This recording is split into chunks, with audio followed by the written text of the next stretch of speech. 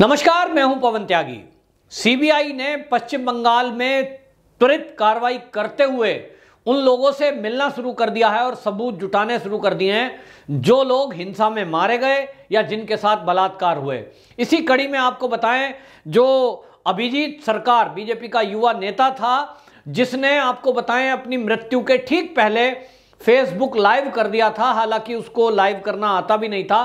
उसने वो सीन दिखाए थे किस तरह से टीएमसी के गुंडे उसके घर पर बमबारी कर रहे थे, जलाने की कोशिश कर रहे थे और उसके बाद बुरी तरह से अभिजीत सरकार की हत्या कर दी गई और इस हत्या के बाद शव को जला दिया गया, जिसके कारण शिनाख्त भी नहीं हो पाई थी। अब उसका जो अभिजीत सरकार का भाई है वो सीबीआई की टीम से मिला और सीबीआई की टीम से मिलकर के जो विश्वजीत है अभिजीत का भाई, उसने पूरे फैक्ट एंड फिगर और जो सबूत उसके पास थे, कुछ मोबाइल के अंदर क्लिप थी वो दी गई, कुछ लोगों के नाम दिए गए और यहां तक भी बताया गया कि किस तरह से हत्या की गई थी।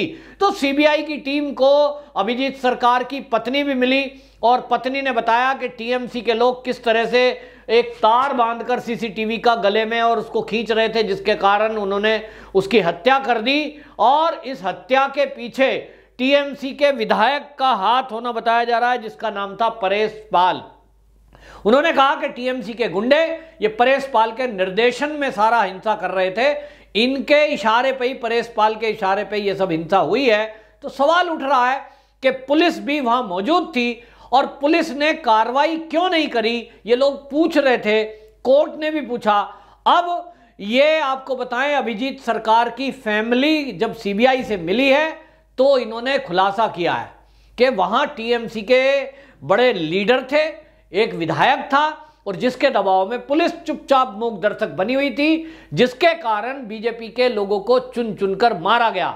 हालांकि अभी तक आपको बताएं, वो अंतिम संस्कार अभिजीत सरकार का नहीं हुआ है। उसका एक रीजन है कि घर वालों ने ये कह दिया कि ये डेड बॉडी उसकी नहीं है और इसका डीएनए टेस्ट होना है। तो डीएनए टेस्ट के बाद ये तय होगा, जब रिजल्ट आएगा, कि भाई क्या मैच करता है कि नहीं करता है भाई के ब्लड से, और उसके बाद ये सब निर्णय लिया जाएगा। लेकिन एक गंभीर मसला ये है कि अब सीबीआई के सामने जो लोग खुलकर सामने आ रहे हैं वो बता रहे हैं कि किस तरह से हिंसा हुई, किस तरह से टीएमसी के अधिकारियों ने, नेताओं ने, सांसदों ने, विधायकों ने उस भीड़ का नेतृत्व किया जो भीड़ हिंसा कर रही थी। पुलिस इसीलिए भारी दबाव में थी और पुलिस ने ना तो उस समय कार्रवाई की, ना हिंसा के बाद कार्रवाई की। यानी एफआईआर भी कौन दर्ज करेगा भाई? अगर एफआईआर में वो कह रहे हैं कि एक विधायक साथ में था हिंसक भीड़ के, उसका नाम लिखिए, नेतृत्व कर रहा था जो, तो विधायक पाल है जो जिसका नाम ले रहे थे वो, तो भैया वो कार्रवाई करने के बजाय अगर आप उसको वो जो परेश पाल नाम का विधायक है उसका नाम ही नोट कैसे कर देगी पुलिस? क्योंकि ऊपर से निर्देश नहीं है। भाई ये कोई योगी सरकार थोड़ी है पश्चिम बंगाल में कि वो अपने अधिकारी या नेता के खिलाफ ही आदेश देंगे पुलिस को कि भाई चाहे दोषी कोई भी हो पकड़ के अंदर करो। लेकिन वो तो ममता बनर्जी हैं, उनका आदेश ऐसा नहीं है। वो कहती हैं कि मेरा नेता कोई भी हो उसको पुलिस टच नहीं करेगी। और इसलिए पश्चिम बंगाल की ये हिंसा तेजी से फैली, महिलाओं के साथ बलात्कार हुए और वो बलात्कारी आज भी खुलेआम घूम रहे हैं। ये ममता बनर्जी की उपेक्षा का कारण है।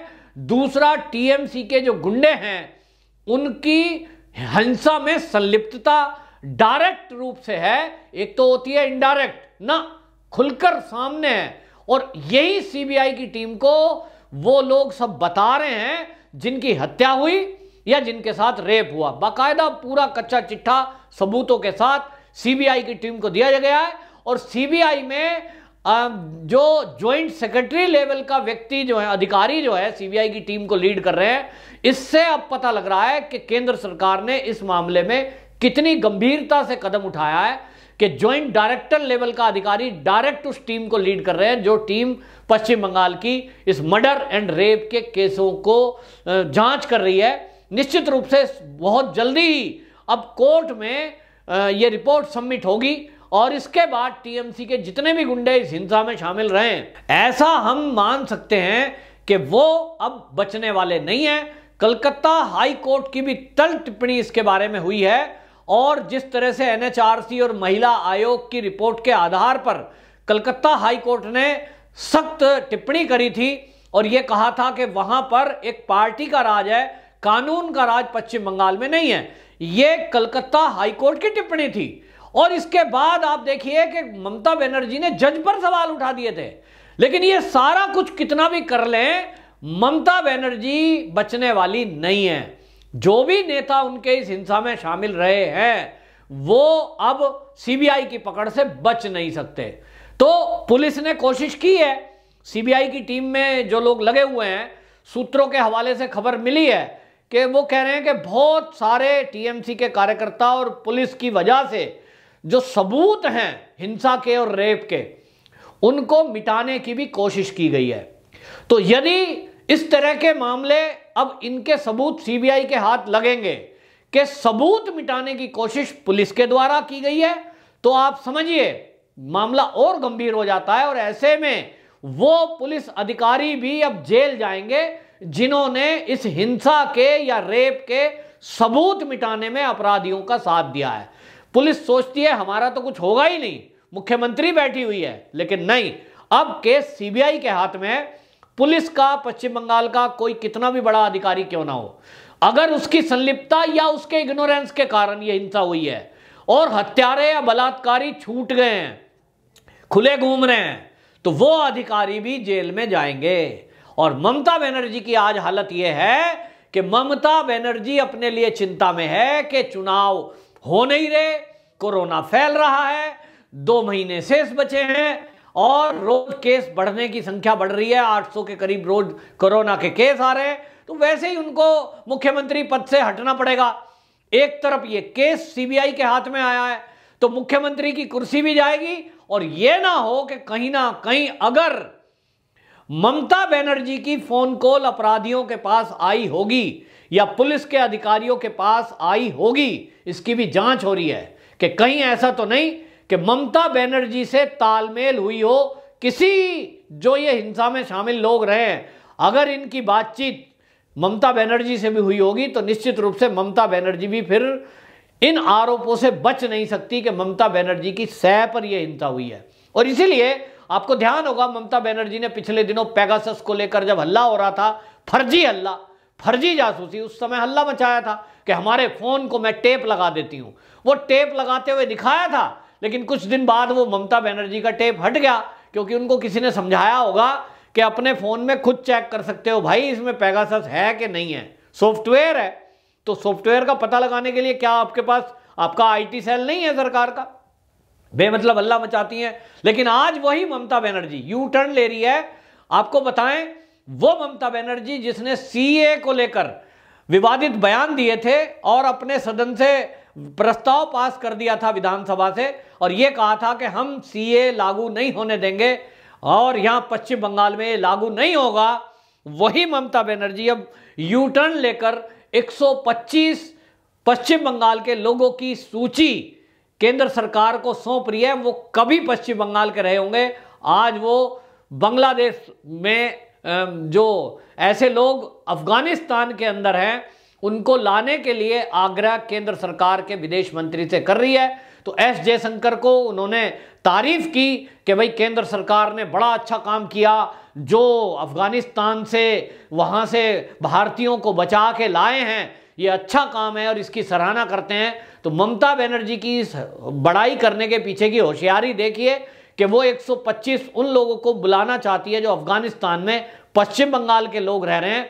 एक तरफ तो ममता बनर्जी ये कहती है कि सीए हम लागू नहीं होने देंगे और दूसरी तरफ 125 लोगों की सूची सौंप रही है। तो क्या ममता बनर्जी उनको बिना नागरिकता दिए और बिना पेपर दस्तावेज के वो चाहती हैं कि वो रिफ्यूजी बनकर बांग्लादेशी घुसपैठियों की तरह टेंट में रहें, जो 125 पश्चिम बंगाल के लोग अफगानिस्तान से लाए जाएं या लाए जाएंगे, या ममता बनर्जी ये चाहती है कि उनको यहां आने के बाद नागरिकता मिले?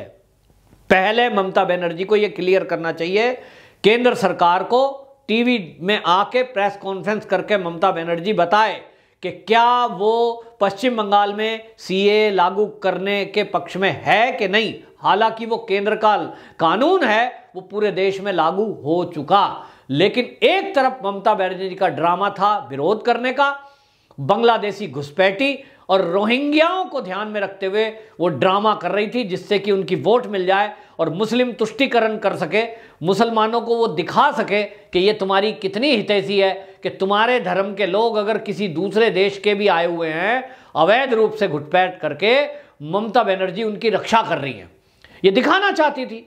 और आज वो कह रही हैं कि जो वहां फंसे हुए हैं अफगानिस्तान में पश्चिम बंगाल के लोग, सरकार उनको निकाल के लाए और उनकी नागरिकता दे। ऐसा कैसे हो सकता है? जो 125 पश्चिम बंगाल के हैं उनको तो नागरिकता दे दें, वो आज की डेट में आएंगे हैं, अगस्त के लास्ट में। और एक तरफ जो है आप उस कानून का विरोध कर रही हो जो 31 दिसंबर 2014 तक लोग आ गए, उन अल्पसंख्यकों को सरकार नागरिकता देने की बात कर रही थी। तो ये दोगलापन ममता बनर्जी का एक बार फिर से दिखाई दिया है। ममता बनर्जी को क्लियर करना है कि वो सीए के मुद्दे पर किस तरह के विचार रखना चाहती है, सीए लागू हो या ना हो। अब कुछ भी हो, लेकिन इतना तो जरूर है कि ममता बनर्जी अब मुश्किल में है, और वो मुश्किल दोनों तरह से बढ़ रही है कि अफगानिस्तान पर ममता बनर्जी का क्या रुख रहता है, जो वहां से लोग आने वाले हैं या आ चुके हैं, इसको लेकर ममता बनर्जी क्या विचार रखती है। दूसरा, सीबीआई का मुद्दा बहुत तेजी से चल रहा है। अब सीबीआई जिस तेजी से जांच कर रही है, टीएमसी के जो गुंडे जिन्होंने हिंसा की है उनको भी अब खतरा हो गया है कि बेटा जेल में आगे की जिंदगी कटेगी। तो ममता बनर्जी को वो अप्रोच कर रहे हैं कि दीदी बचाओ, लेकिन अब दीदी के हाथ से बात निकल चुकी है। अगर वो पुलिस के जरिए उन अपराधियों पे पहले ही नकेल कस देती, शायद ये नौबत नहीं आती। लेकिन आज की डेट में सीबीआई के एक्शन से ममता बनर्जी घबराई हुई है कि कहीं ना कहीं उनकी सरकार को, उनकी राजनीतिक कैरियर को तो इससे कोई खतरा नहीं है। आगे आने वाले समय में पता लगेगा कौन कौन इस अपराधी की श्रेणी में सीबीआई के शिकंजे में आता है। वंदे मातरम।